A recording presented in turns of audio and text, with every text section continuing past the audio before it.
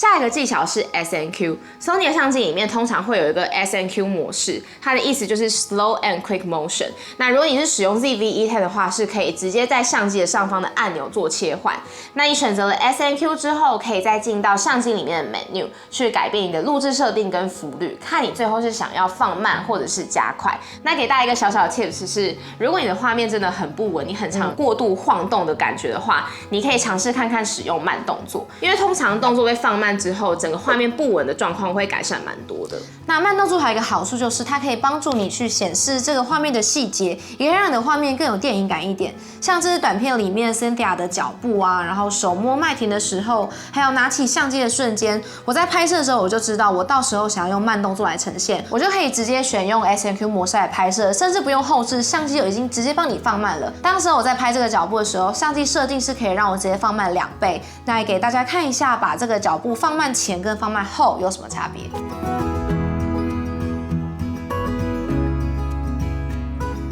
好，那除了脚步啊、手摸东西之外，我觉得慢动作也特别适合在一些昆虫移动，比如说像蝴蝶展翅的时候，或者是风吹过发丝在飘的过程，我觉得都非常适合拿来用慢动作来呈现。其实会让你的画面的质感跟电影感都更上一个层次。所以大家下次在拍摄的时候，可以去注意看看有什么值得被放慢的细节，那你可以直接调成 SNQ 来拍摄。学会运镜、稳定的画面，还有慢动作之后，还有一个我们觉得是旅游影片非常非常重要的观念，就是你要会用画面说故事。意思就是你不用说话，光是用影像就可以让大家知道你在说什么故事。那这个部分我们一样直接在金门示范给大家看。想要跟大家分享的是，我们通常都会同时捕捉到远景、中景跟近景，大家可以回去看一下我们其他影片。其实很多时候我们在一个地方，我们都会用好多不同的相机跟镜头来拍摄，就是因为我通常会想要用远景先来拍摄我们在什么环境，然后用中景来表示主角正在做的事情，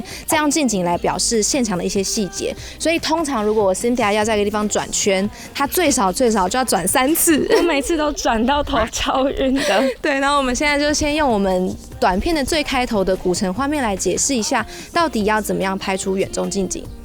过去，刚刚在对面墙。所以第一件事情，我就先用这颗11mm的广角镜头，先拍一个远远的画面，是他在古城里走路。这个时候他人只有小小的，我只是想要展现他在什么样的地方。接下来第2个是中景，我就会靠近他一点点，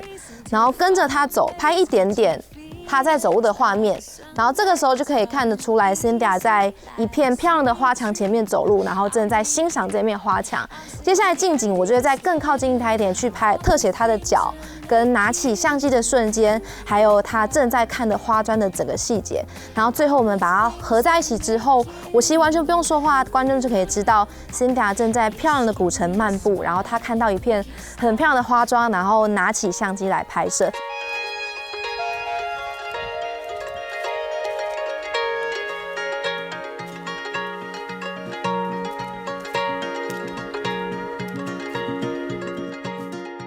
我们会觉得在拍旅游 vlog 的时候啊，除了一直自拍之外，同时拍摄到远中近景，可以让观众更有身临其境的故事性。OK， 接下来是转场。我知道很多人很想学那种很酷炫的转场，就是画面会飞来飞去，对对对，就是其实有时候我觉得会看得有点眼花缭乱。然后整体的感觉，我觉得那种酷炫场景就是节奏很快，然后会让看的人觉得哇，你好会剪片，就会觉得你是一个技巧很丰富的人。但坦白来说，我们2个都不是那种很喜欢用这种酷炫转场的人，我觉得比较不适合我们的风格。对，因为我们觉得把画面本身拍的美，还有像刚刚提到的，就是本身有故事性，这些都比酷炫的转场对我们来说来得更重要。而且我们这次的音乐其实大家有听到是比较静谧、比较慢的那种，就很不适合在面知道甩来甩去，太不搭了，超级不搭的。但是在转场的时候，其实我们更注重的是你要怎么样去转换到下一个场景。像在短片里面，我要怎么样从沙美摩洛哥到稻田，